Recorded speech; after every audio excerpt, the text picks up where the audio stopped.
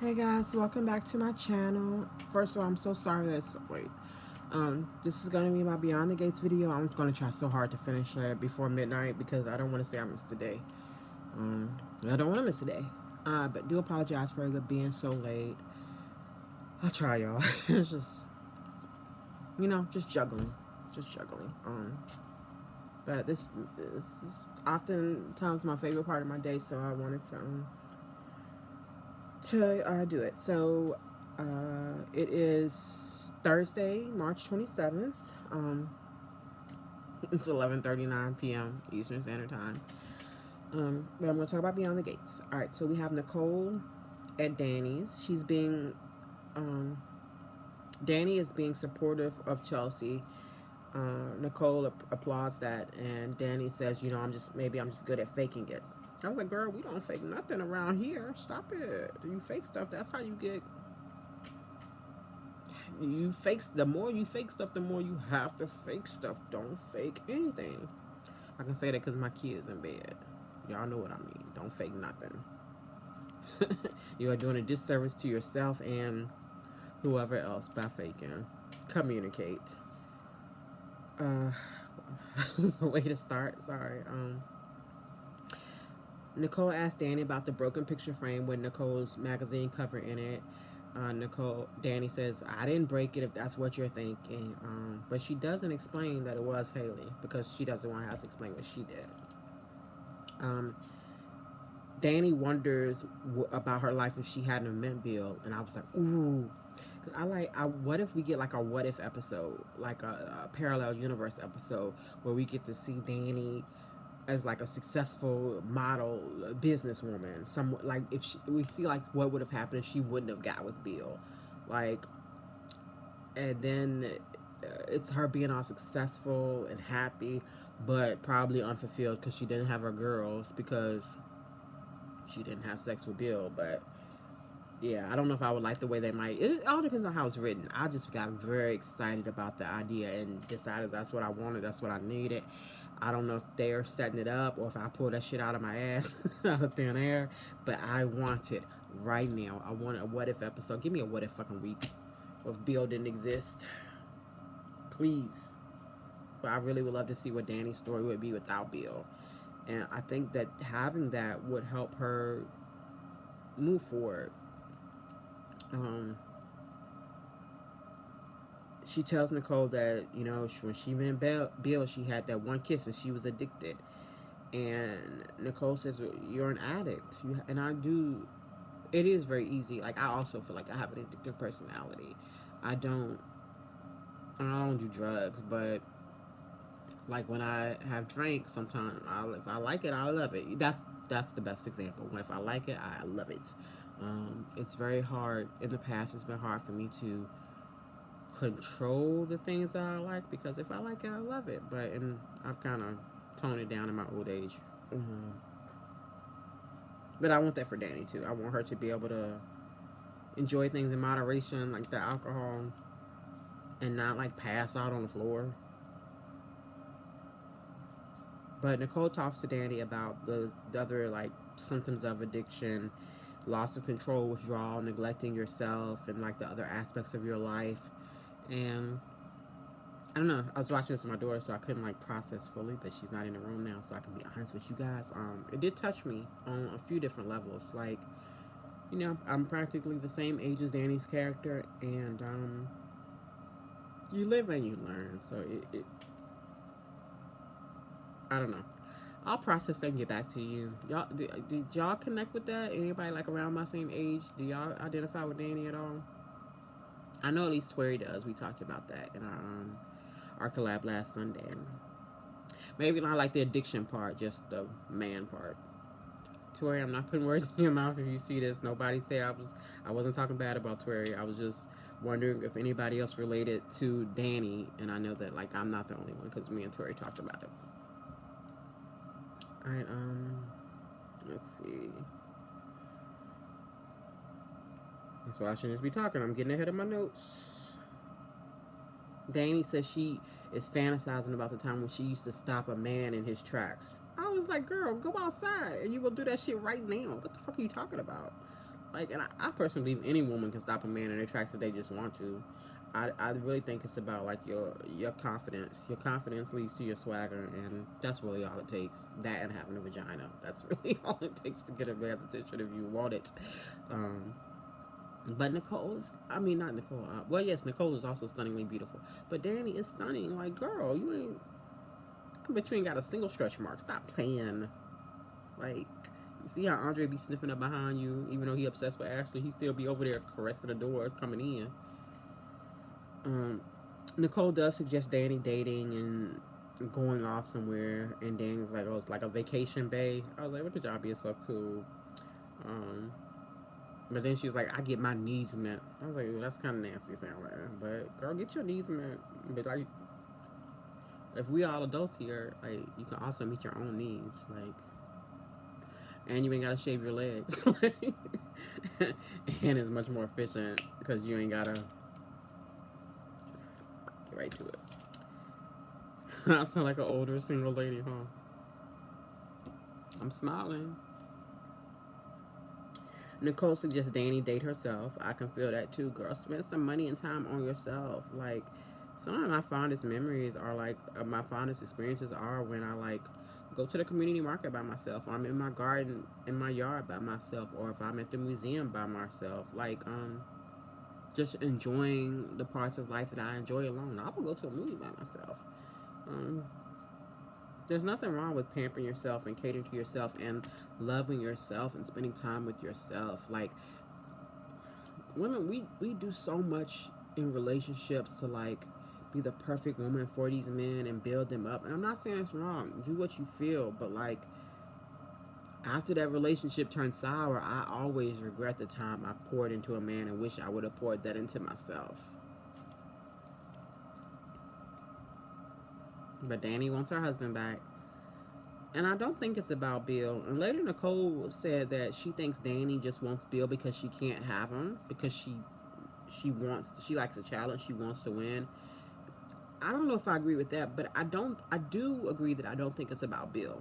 I don't think Danny wants Bill. I think Danny has forgotten what it's like to love herself. Because if Danny can look in the mirror and actually like see how amazing she is and love herself, she can't love Bill because of how Bill treated her. But like, I believe that she will get there. I just don't know how much shit they're gonna put her through before it. But like, you can't love someone who hurts you and love yourself at the same time. I think it kind of gets murky and we don't really know what love is anymore because we get so used to like the toxic shit. But yeah, Danny says, well, like you said, I'm addicted. I tried to go cold turkey, but I'll never get over Bill. It was very sad. They hug. We have Haley confronting Naomi at the bar. Naomi throws in her face her promotion. Haley says she earned her promotion. And Naomi says, on your back? I appreciated that because I was saying the same thing. Haley calls her bitter, says, we were best friends. I was like, girl, the audacity, you fucked her daddy. What are you talking about? Like, you were the problem in this. Like, we haven't seen flashbacks, so I can't say for sure, but from what I'm getting from every perspective, Haley would have been on the street if it weren't for them. Like, she literally could have kept her leg closed. She said she couldn't help who she fell in love, but they didn't have to be together. Yeah, like, have you never loved someone and not be with them? I loved the captain of the football team in high school, and he didn't know who I was unless he wanted to copy off my paper for school. Like, what are you talking about? Giving y'all way too much information about me. Oh no, I accidentally selected all on my notes app. Let me click off of this so I don't accidentally delete. Whew, I was scared because I cannot remember what happened if I don't have my notes. Haley says their friendship was real. They were like sisters. I was like, girl, you are the evil stepmother. What are you talking about? Haley calls Naomi petty and says, don't start nothing. It won't be nothing. I was like, girl, shut the fuck up. and she threatens to put Naomi's tiny little firm out of business. And I mean, like, what is she scared of? It doesn't feel like she's just about protecting Bill. I think Haley is trying to hide something. Maybe that's just the story I want, but that's what I see. I don't think Haley might have earned that promotion.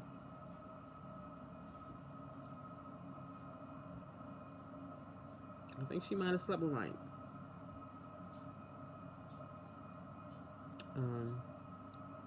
And I would, if that's the case, I would love it for like Haley to be on the stand and Nicole trick her into admitting it. And then you know what? It's just so we're not painting Haley as a victim. I mean, as a villain. If she does the interrogation correctly and it does, Haley confesses that she was with Mike, and then she says he pressured her into it and made her keep it a secret, I can still feel sorry for her. If the writing is right and the acting is right, it could actually make me actually care more about Haley's character, which would be anything, because I don't care about her at all right now. She's just annoying. And then she was like, if there's going to be a fight, I was like, Haley, you are a paralegal. With no disrespect to paralegals, but Naomi is not a paralegal. She is a lawyer, the head of her own firm. So, what are you going to do? Alright, my next note is about Smitty and Martin. I said Smitty is a good man because he is playing nice in front of Evan. At first, I thought I was disappointed by that scene because I couldn't wait for it. I couldn't wait for Smitty to find out. I was so excited, but it kind of went how I figured it would go. Because Smitty is not an most explosive kind of person. I think he's actually a victim of domestic violence. He just don't know it yet. After Evan leaves, Martin says he can explain. Martin makes excuses like he always does. Says he didn't want to lose him. He spends everything. Says he's sorry. Admits that he's selfish. Promises no more secrets. I wrote poor Smitty. Glad he didn't let Martin talk around it. But he kind of did. He kind of did let him talk around it. It was a very quiet disagreement, argument. Like, they know how to handle themselves in public. But, Martin says Smitty can't work because it will change the kid's life, and that's what it's about. Like, you are so full of shit. But then Smitty did challenge him on it, says, but you running for president won't? No, I was proud of Smitty for that, like the audacity. And then my next note is I realized Smitty needs somebody else. We only see him in scenes with Martin or the kids. He needs a friend or like a family member or something. And then it clicked from my real life experience. So I've been in an abusive relationship, and that's like the first thing that they do bit by bit is the abuser will isolate you from your friends and your family so that all you have is them. So when shit hits the fan, you don't have anyone to turn to. So I don't know if it's intentional or just the way the story is playing out, but to only show Smitty around Martin is fucked up but accurate, and I really need him to have somebody. So I hope Smitty at the least takes that job and gets like a friend, somebody he can talk shit to, somebody else to see some shit, to like give the fresh point of eyes to let him understand that he is in an abusive fucking relationship right now. I don't know, maybe Smitty has a sister, a cousin, like somebody come to town. He needs somebody on his side because Martin talks his way out of fucking everything, and it's so disgusting. He's disgusting. The actor's doing great because I believe that he is a bad guy. Like, those kids are not safe. Smitty is not safe. It will escalate. Sorry, I'm on this. Alright, I'm just talking. Let me see where I'm at here. So Martin and Smitty gets home. Samantha's the daughter, tries to stop them from going upstairs to see Tyrell, the son. But he eventually, because there's some back and forth, and it's very clear that she's trying to stop them from going up there. And Tyrell comes downstairs and he has a black eye. And so I wonder what that's about. It could be about, because they're mostly black family. It could be about having a white father. It could be about having two dads, about them being gay. It could be maybe about his sexual orientation. It could be a money thing. Who knows? It could be a lot of different things. Kids are fucking evil. Not all of them. I'm sorry. I mean bullies. Like, bully kids can be not evil, but bad. I don't think kids are evil. I have kids. Y'all, it's been a long day. I'm sorry.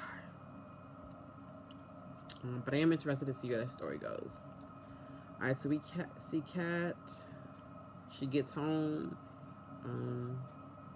She calls Ted, her father, to treat him and Nicole, her mom, to a dinner. Ted says he's lucky to have a daughter who wants to do that, and I relate to that, which I don't think I've ever related to Ted, but I do relate to that feeling. You guys probably heard me say this before, but my son is turning 21 this year. My daughter's turning 18 this year, and like they still like hanging out with me. Like tonight, my son, he works a third shift job, and he was like, "I'm tired of what he said he was tired of what the food he normally eats for lunch at work." So he was like, "Will you make me a salad to go?" I was like, "I will pack your lunch." You ain't even have to ask me. Yes, I would love to do that for you, son. Please let me nurture you. And my daughter, she watches shows with me and hangs out with me too. And I just, like, I feel like one of the cool kids. Whenever, like, my kids want to spend time with me or ask me of anything, it's, like, such an honor. This is, like, the best thing. It's like that is the best love there is. Because, when you get older, they have their own lives and their own friends, their own people. So I am so blessed that they hold me in such high esteem, and I'm not ready for that to end. All right, where are we? I'm being all personal. Kat plants a camera in Nicole's office, and I was like, "Girl, you gonna make your mama lose her job? That's a doctor's office. That is a therapist's office. That is a violation of so many privacy laws, HIPAA laws. Like, you done fucked up now. She's just trying to catch evil, but that's just gonna fuck up shit for Nicole. It's gonna backfire." When we see Kat is impatient, she keeps looking at her phone. She is connected to the camera, trying to, because she has also texted Eva. I probably had this in my notes somewhere else. She texted Eva that she needed her to come over and do something with the computer. And I thought originally that the plan was she was going to set up the camera, get Eva into the office, and then see what else Eva did while she was there. But she really just set her up. She just wants her to go to the computer so she can say, "Oh, look what she did."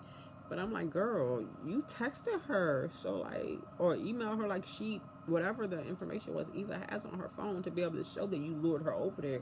That is a bad plan. But we'll see how it goes. Then crazy ass Leslie in another disguise shows up. I can't remember the name of this personality. It wasn't Sherry this time. She was somebody different. She approached Kat at the bar saying, "Oh, we have Eva in common. I was like a mother to Eva." Like, you crazy bitch, stop it. But she did not stop it. And she tells Kat that Eva confided in her that she's unhappy at work, not about the job, but because Kat hates her and she wants to be a peacemaker and she wants to know what she can do to make things better. I said, "Kat, you in danger, girl." That's a Molly, you in danger, girl reference. If you get it, you get it. If you don't, you don't. I'm sorry. If you get it, let me know you could get it. All right. Kat tells Leslie, I don't remember what her other personality was this time.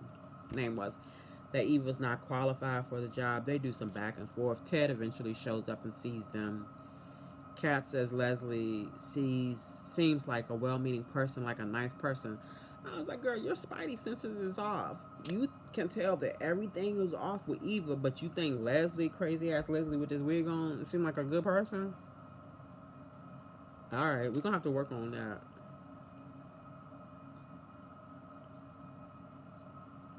Yeah, I wrote that, but you have an actual. I said you warn everyone about Eva, but you have an actual psychopath standing in front of you and nothing. And so this is earlier in the day. God, sorry, I'm out of order. Eva and Leslie were sharing ice cream at the diner in public, which again, I'm like, should we be doing this? Or we got a nefarious plan? Leslie calls Eva basically a dirty little secret. but then she tries to like correct it, but she did hurt her feelings. I just love the actress that plays Eva so much. Her face is so expressive. Everything that the character feels, I fucking feel. Like as soon as it happens, I'm just like, oh, let me hug you, child. I will be your mother. I will take care of you. Leslie's crazy, but she was kind of beautiful. She reminds me a little bit. Do you guys remember Kiki Shepard from Showtime and Apollo? She reminds me a little bit of Kiki Shepard. Like I can't say they look like they could be sisters or cousins. Like very similar bone structure, like those high cheekbones. I wouldn't be shocked if you told me they were related in some capacity. But Leslie's excited to run Nicole and Ted's anniversary party.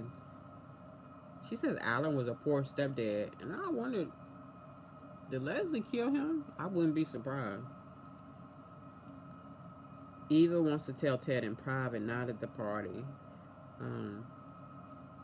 Feels like might be more successful to get that financial support if they do it in private versus humiliating him. And in my note, I wrote, yeah, you get more flies with honey than shit. You know that expression? But then I thought about it. I was like, actually, I've never seen a pile of honey and a pile of like bees flying around the honey, but I have seen a pile of shit and flies flying around the shit. So I don't know. That might not be a good saying. And that's when Eva gets the email from Nicole to log out of the computer. And I said it was a stupid trap. But Eva does go to Nicole's house, caressing a damn candlestick. Ted walks in and asks what she's doing. She says she was fixing it because she knew it wasn't in the right place. Ted says she doesn't have to be the housekeeper. But she says, but she's so happy with her job that she wants to. I'm sorry, y'all. I hit the wrong button and now I lost my place in my notes.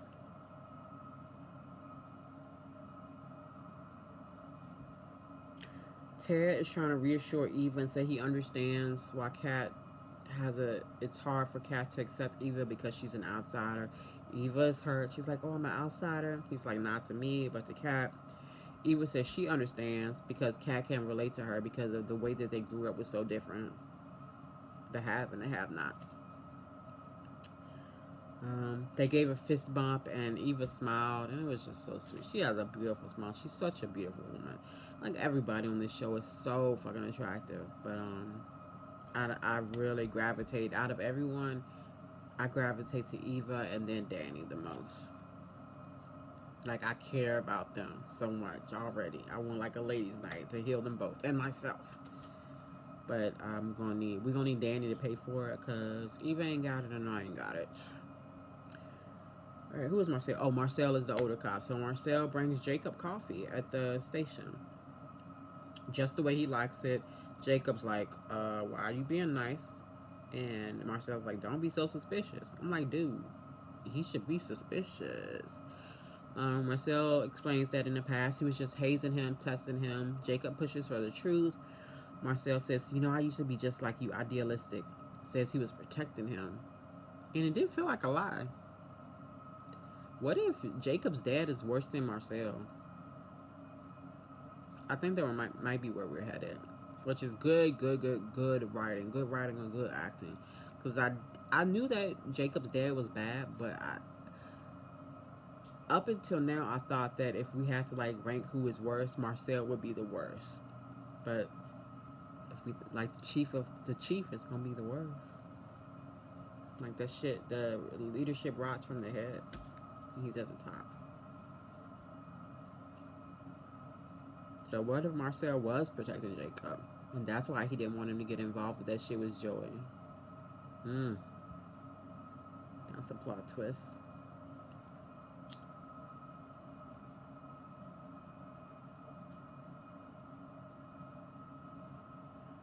Later on, Jacob's dad the chief tells Jacob to back off of Marcel and he will get him a new partner. Oh, is that it? Well, it's 24 minutes, so that's probably it. But I'm going to scroll up and it's 12:03, y'all. It's tomorrow. I'm so sorry. I promise I tried. Okay. Yeah, I must have did everything. I'm so sorry it took me so long to do this. Thank you to anybody who's actually able to watch this. By this time, it is no longer Thursday, it is Friday, but this is Thursday's episode. So, yeah, I apologize for the delay. I appreciate you. I hope you guys understand. If I got anything wrong or forgot anything, please correct me below. You know, I like talking to you guys. All right, have a good night. Live long and prosper.